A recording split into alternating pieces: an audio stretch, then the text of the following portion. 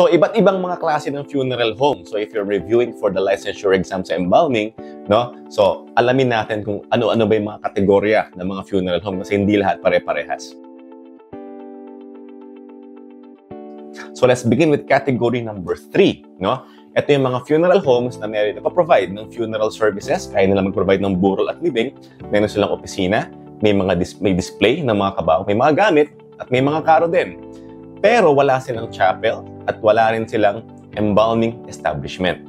No? So, yun yung category number 3. Category number 2, ito yung katulad ng number 3, no? Merong ng opisina, display, karo, gamit, at meron din silang chapel. Yun yung dinagdag nun. Which means pwede tayong magburol doon sa mismong address nila. That's category number 2. Category number 1, ito yung kompleto. So, nagpo-provide sila ng funeral services, whether chapel or sa bahay. Well, may chapel, at meron din silang embalming establishment. Now, for obvious reasons, yung category 1 lang ang merong or required na merong ka dapat license embalmer. Kasi nga, may embalming establishment tayo. Now, you'll probably be wondering, so paano kumikita sa embalmer? Paano nakakapag-provide ng full services yung mga category 2 and category 3? Right?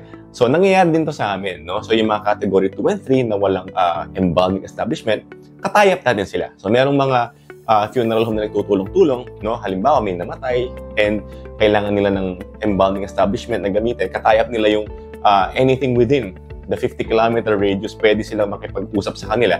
Binabayaran nila yung establishment, nirent nila yon at binabayaran din yung kanilang license embalmer na gagawa para doon sa kliyente nila, no? So, nangyayari po ito dito sa atin, no? So, meron tayong mga kapatid na nag-funeral home na nakikimorgue. Yun yung term namin, nakikimorgue, no? So, nangyayari po yan. Okay lang yun.